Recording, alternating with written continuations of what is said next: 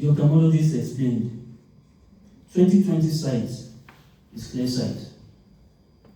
He said, hindsight is 2020. Your sight, my friend, is not.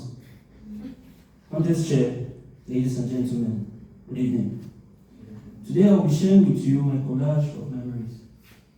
In the pieces of this collage, my good friend Kels will feature in it. We call him Kels, his full name is Kelechi, who has time for so many letters. In my icebreaker speech, I shared a story about my experience in Lagos on a rainy Friday morning when I had to commute to work. One part of that story I did not share was the fact that I struggled with crying. I almost cried. Hey, cheer up. This humorous speech. You can laugh. I did not cry because of Kels. This was how I imagined it. I would cry, end up with red puffy eyes and a runny nose, get to the office, sit at my desk. Kels would observe me and come over. Hey man, have you been crying? Why are your eyes red?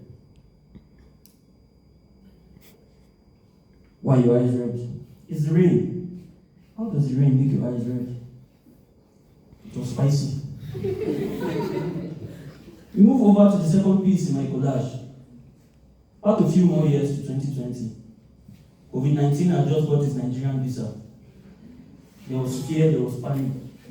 People were worried. We have not seen any disease like this before.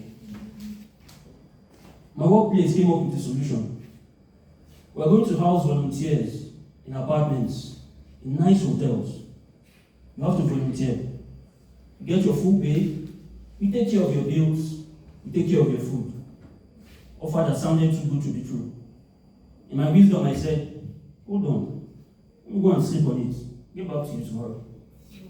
In the bus on the way back, I was just mulling this thought over.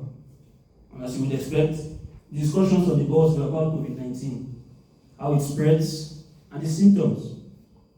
There was noise, chaos in the bus. Then one guy coughs.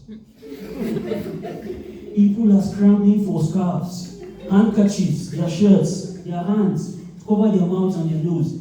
The guy beside me puts his head in his backpack. I stick my head out the window. I don't know what is outside. What is inside? No. Ladies and gentlemen, I learned that day that the cure for indecision is a simple cough.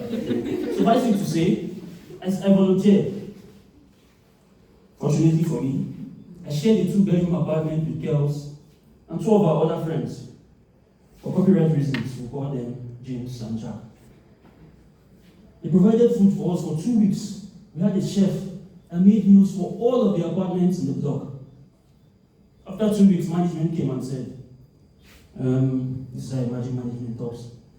Guys, we cannot keep this arrangement up. So we have to end it and cancel this contract with the chef. Or we'll give you more money. If you feed or not, it's your problem. Or you deliver on your objectives. Another difficult decision to make. We had a meeting in the living room, all 4 of us. Prepared PowerPoint slides, dressed in suit and ties. How do we move from risk of starvation to having food in our bellies every day? Who can cook? It's a master chef. Hey.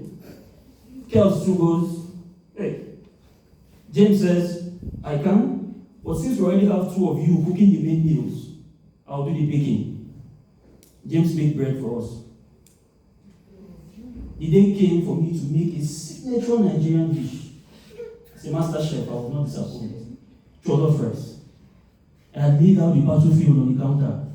There were tomatoes, rice, spices, seasoning cubes. I was going to wow these guys. Started cooking, everything going according to plan. Then I hear a debate going on in the living room. These guys are arguing back and forth. I don't pay attention. The master is at work. Then I hear from James. Chinonso, I beg, come see something. Translation, Chinonso, come and see something, please. At that point, I had the seasoning cubes in my hands and the sachet of spices. I made a dash for the living room and I thought, let me keep this thing safely so that I don't keep it in some out-of-way place and forget it. I decide, in my wisdom, put it in my pocket. I made it to the living room, contributed my part in the argument. Remembered I was cooking, ran back. I finished cooking, dinner was looking excellent. I was the one who did it. I need to share one weakness I have. I have an arrogance that comes from being a master chef. I don't taste my food when I'm cooking it. It comes out excellent every time. I serve dinner is looking nice. We all sit to eat. Take the first spoon. Do you know that feeling you get when you see a friend that has shaved off their eyebrows? You don't clock it immediately, but you think, there's something missing here. My jollof rice had shaved his eyebrows. We took a second spoon, just to be sure. Still no eyebrows. I felt bad. The master chef had failed. I had disappointed my Nigerian ancestors. But hey, I couldn't feel bad for too long. I had friends who had words of encouragement. Encouragement like, oh, don't worry. Perhaps the heat was too high and the seasoning evaporated. I thought to myself, with friends like these, who needs enemies? While the banter was going on and I was under pressure and heat, I felt a foreign object in my pocket. I decided to reach in and confirm. I quietly slipped out my hands. The seasoning cubes and all the spices were in my pocket. I was already getting cooked by these guys. I wasn't going to hand them seasoning to finish the job perfectly. Ladies and gentlemen, it's a gift to be able to look back to the past, our silliest moments and embarrassing moments, and more serious moments like COVID-19.